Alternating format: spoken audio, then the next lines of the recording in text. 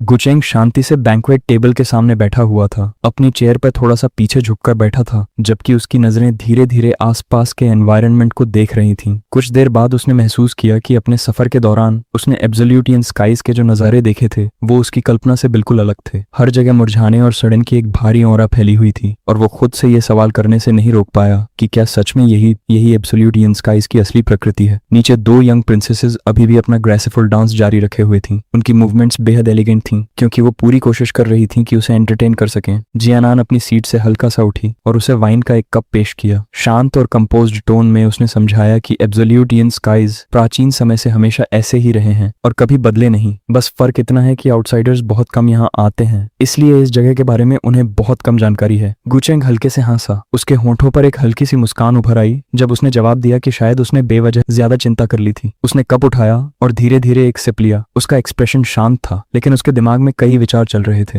रास्ते भर में जो कुछ उसने देखा था उसने बस उसकी शंकाओं को और पक्का कर दिया था। एब्सोल्यूटियन स्काईज पहले ही डिक्लाइन की ओर बढ़ चुके थे। ये अपर रेल्म के लिए किसी भी तरह असली खतरा नहीं बन सकते थे। वो चुपचाप आगे सोचता रहा। जियानान बार बार उस डील को डिले कर रही थी जो उसने उससे वादा किया था, और इसका मतलब सिर्फ एक ही हो सकता था। एब्सोल्यूटियन ओरिजिन एसेंस अब बेहद दुर्लभ हो चुका था और ग्रेट यू में जिया लू बस एक नाटक कर रहा था, इतना कन्विंसिंग ब्लफ कि यूक्यानी तक पूरी तरह धोखा खा गई थी। फिर भी गुचेंग की आंखें हल्की सी सिकुड़ गईं। एब्सोल्यूटियन क्लैन की गहराइयों से उसे कई तीखी नजरें अपनी तरफ टिकी हुई महसूस हो रही थीं। वहां अब भी कुछ बेहद ताकतवर बीइंग्स छिपे हुए थे, लेकिन अजीब बात यह थी कि उसका डिवाइन सेंस भी उस जगह को बिल्कुल प्रोब नहीं कर पा रहा था। ये सोचते ही उसके चेहरे पर एक हल्की, लगभग मनोरंजन भरी मुस्कान आ गई। ये जो तथाकथित एंसेस्ट्रल सैक्रिफाइस था वो अब उसे काफी इंटरेस्टिंग लगने लगा था। जियानान ने फिर हल्का सा झुककर उससे बात की। उसकी टोन विनम्र थी। उसने कहा कि अगर उनकी मेहमाननवाजी कहीं कम लगे तो वो बुरा न माने, क्योंकि एब्सोल्यूटियन स्काईज बाहरी दुनिया की तरह समृद्ध नहीं है। गुचेंग हल्के से मुस्कुराया और अपना कप नीचे रख दिया। उसने उसे भरोसा दिलाया कि वो जरूरत से ज्यादा शिष्टाचार दिखा रही है। आखिर यहाँ बढ़िया वाइन है, स्वादिष्ट डेलिकेसीज हैं और दो यंग प्रिंसेसेस उसके लिए डांस परफॉर्म कर रही हैं। फिर उसकी टोन थोड़ी बदल गई, जिसमें एक हल्का सा वजन महसूस हो रहा था। उनके एग्रीमेंट के अनुसार वो उसकी मदद करेगा रीइंकार्नेशन प्लेटफॉर्म को फॉर्ज करने में, लेकिन उसे उम्मीद है कि वो उस चीज के बारे में अपने वादे से पीछे नहीं हटेगी जो वो चाहता है। जियानन ने हल्की मुस्कान के साथ सिर हिलाया। उसका एक्सप्रेशन स्थिर था जब उसने हामी भरी। स्वाभाविक रूप से यंग मास्टर चेंग को पहले आज रात आराम करना चाहिए। जब कल सब कुछ तैयार हो जाएगा तब वो उससे सहायता का अनुरोध करेगी। गुचेंग ने भी मुस्कान लौटाई। उसकी आवाज शांत थी जब उसने कहा कि वो सब कुछ प्रिंसेस जियानन की अरेंजमेंट्स पे छोड़ देता है। जियानन ने अपनी नजर नीचे डांस कर रही दो यंग प्रिंसेसेस की तरफ घुमाई और पुकारा, ज्यूएल। उसकी आवाज में ऑथॉरिटी थी जब उसने आगे कहा कि यंग मास्टर गुचेंग दूर से एब्सोल्यूटियन स्काईज की मदद करने आया है ताकि रिकॉग्निशन प्लेटफॉर्म बनाया जा सके, और उसने बिना किसी शिकायत के ये जिम्मेदारी स्वीकार की है। इसलिए आज रात ज्यूएर उसकी सेवा करने की जिम्मेदारी निभाएगी। ज्यूएर हैरानी से जम सी गई। उसके होंठ खुले जैसे वो विरोध करना चाहती हो, लेकिन शब्द बाहर नहीं आ पाए। थोड़ी देर की झिझक के बाद उसने अपनी नजरें झुका लीं और धीरे से पूछा कि क्या उसकी इंपीरियल सिस्टर इस फैसले पर दोबारा विचार कर सकती है। गुचेंग हल्के से मुस्कुराया और सहज स्वर में बोला कि लगता है प्रिंसेस ज्यूएर खुद भी इसके लिए ज्यादा तैयार नहीं है, तो फिर प्रिंसेस जियानान को इतना आगे जाने की क्या जरूरत है। लेकिन जियानान ने तुरंत बीच में ही बात संभाल ली। उसकी टोन शांत लेकिन दृढ़ थी। उसने कहा कि जब वो इतनी दूर से उनकी मदद करने आया है ताकि उनकी इतनी बड़ी समस्या हल हो सके, तो वो कैसे उसे बिना उचित सेवा के आराम करने दे सकती हैं। उसकी आंखें हल्की सी सिकुड़ गईं जब उसने जोड़ा कि अगर ये बात बाहर फैल गई तो उनकी मेहमान नवाजी की छवि खराब हो जाएगी। फिर उसकी आवाज थोड़ी सख्त हो गई जब उसने फिर से ज्यूएर को पुकारा और पूछा कि क्या अब वो उसकी बात भी नहीं मानेगी। ज्यूएर ने सिर झुका लिया। उसका विरोध धीरे धीरे खत्म हो गया। धीमी आवाज में उसने कहा कि वो हर बात अपनी बड़ी बहन की अरेंजमेंट्स का पालन करेगी। गुचेंग बस मुस्कुराता रहा क्योंकि वो पहले ही इस पूरी स्कीम को समझ चुका था। कुछ ही देर बाद वो और ज्यूएर साथ में बैंक्वेट हॉल से निकल गए, जबकि आधार उनके पीछे पीछे चल रहा था। जियालियो आगे बढ़ा और पीछे से जियानान के पास आया। फिर धीमी आवाज में बोला। उसने उसे याद दिलाया कि ग्रेट यू में उसने यंग मास्टर गुचेंग के साथ अच्छा रिलेशनशिप बनाने की कोशिश की थी, लेकिन उसने उसे खुलकर और छिपे तौर पर दोनों ही तरीकों से ठुकरा दिया था। उसने पूछा कि क्या अब भी उसे कोई तरीका ढूंढकर इसे जारी रखना चाहिए। फिर थोड़ी देर रुककर उसने जोड़ा कि शायद अब इसकी जरूरत नहीं है क्योंकि गुचेंग पहले ही यहाँ आ चुका है। जियानन शांत ही रही जब उसने जवाब दिया कि सब कुछ आने वाले कुछ दिनों पर निर्भर करता है। रिकॉग्निशन प्लेटफॉर्म सफलतापूर्वक फोर्ज हो पाता है या नहीं, यही सबसे महत्वपूर्ण है। जहां तक एंशिएंट एंसेस्टर्स की बात है, उनके अपने ही प्लान्स होंगे। इसी बीच गुचेंग अपने आराम के क्वार्टर्स में पहुंच गया। ज्यूएर धीरे धीरे रास्ता दिखा रही थी और दरवाजा खोलने के लिए आगे बढ़ी। चलते हुए गुचेंग ने उससे पूछा कि उसका जियानान के साथ क्या रिलेशनशिप है। बिना पीछे मुड़े उसने सहजता से जवाब दिया कि जियानान उसकी सिस्टर है। गुचेंग हल्के से मुस्कुराया, लेकिन अंदर ही अंदर उसके विचार बिल्कुल साफ थे। ये जो तथाकथित सर्विस थी वो असल में सर्विलांस से ज्यादा कुछ नहीं थी। ज्यूअर कमरे में दाखिल हुई। उसके चेहरे पर हल्की सी लाली आ गई जब उसने कहा कि आज रात वो इसी पैलेस में आराम करेंगे। गुचेंग ने शांति से कमरे के चारों तरफ नजर डाली, फिर मन ही मन सोचा कि जियानान ने सच में अपनी छोटी बहन को बहुत ज्यादा ओवर एस्टिमेट कर लिया है। फिर उसने अदार की तरफ मुड़कर शांत स्वर में कहा कि आज रात वो खुद यंग मास्टर चैनक की सेवा करेगी और उसे बाहर ही रुकना होगा। अदार ने कुछ नहीं कहा। अगले ही पल उसने उसके कपड़ों से पकड़कर उसे बिना किसी मेहनत के उठा लिया, फिर उसे दरवाजे तक ले जाकर बाहर रख दिया, जिससे वो पूरी तरह हैरान रह गई। गुचेंग हल्के से मुस्कुराया और आराम से बोला कि वो इतना नाजुक इंसान नहीं है जिसे किसी की सेवा की जरूरत पड़े। फिर उसने प्रिंसेस ज्यूअर से कहा कि वो वापस चली जाए और बस अपनी एल्डर सिस्टर को बता दे कि उसने ही उसे वापस भेज दिया है। ज्यूअर जल्दी से समझाने लगी कि ये उसकी एल्डर सिस्टर का आदेश था। उसकी आवाज में हल्की सी घबराहट थी जब उसने कहा कि उसे उम्मीद है यंग मास्टर चेंग उसे वापस नहीं भेजेंगे। तभी अदार की आवाज बीच में गूंज उठी,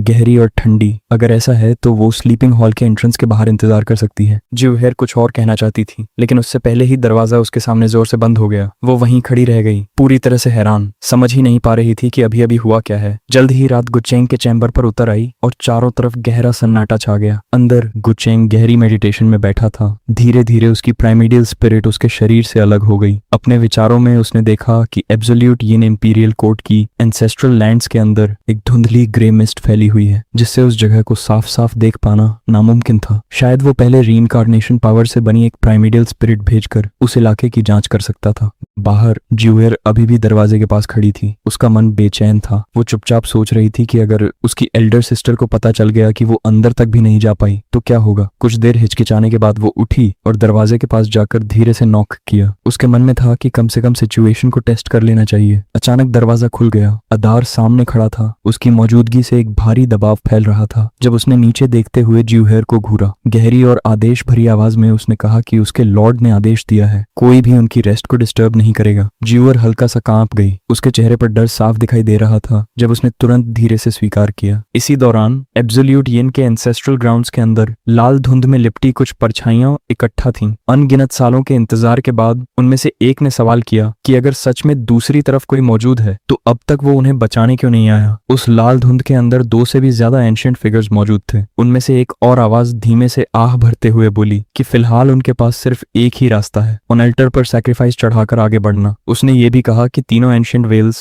अब लगभग सूख चुके हैं। अगर वो अभी भी उस जगह को नहीं ढूंढ पाए तो शायद उन्हें हमेशा के लिए इटर्नल स्लंबर में गिरना पड़ेगा। यहाँ तक कि एंशिएंट रीइंकार्नेशन सुप्रीम बीइंग भी शायद वो वादा पूरा नहीं कर पाएगा जो उसने कभी उनसे किया था। जो व्यक्ति उनका लीडर लगता था उसका चेहरा बूढ़ा और भयानक था। उसने गंभीर स्वर में कहा कि रीइंकार्नेशन प्लेटफॉर्म में लाइफ और डेथ की पावर छिपी है। वो उनकी मौजूदा हालत को उलट सकता है और उन्हें जीवन का आखिरी मौका दे सकता है। लेकिन अगर वो भी नाकाम रहा, अगर तब भी वो अपनी फेट नहीं बदल पाए या वापस नहीं जा पाए तो उनके पास कोई और रास्ता नहीं बचेगा सिवाय इसके कि वो हमेशा के लिए इटर्नल रेस्ट स्वीकार कर लें। लेकिन अचानक उसका एक्सप्रेशन बदल गया। उसे कुछ महसूस हुआ। उसका सिर तुरंत एक तरफ मुड़ा और उसकी आवाज गूंज उठी, दुस्साहसी, कौन है जो हमारी एंसेस्ट्रल लैंड में घुसकर हम पर नजर रख रहा है। उस पल गुचेंग थोड़ा चौंक गया। अंदर ही अंदर उसे ये लगभग मजेदार लगा। उसकी रिकॉर्डिनेशन पावर तो प्रोफेंड स्वॉर्ड वर्ल्ड के हेवनली डेव तक को धोखा दे सकती थी और फिर भी इन बूढ़ों ने उसे पकड़ लिया और उसके हिसाब से तो ये लोग सिर्फ रिमेंट्स ही थे। पकड़े जाने के बाद उसने जरा भी देर नहीं की। उसकी प्राइमिडियल स्पिरिट तुरंत पीछे हट गई और पूरी रफ्तार से उसके मेन बॉडी की तरफ लौट गई। एंसेस्ट्रल लैंड के अंदर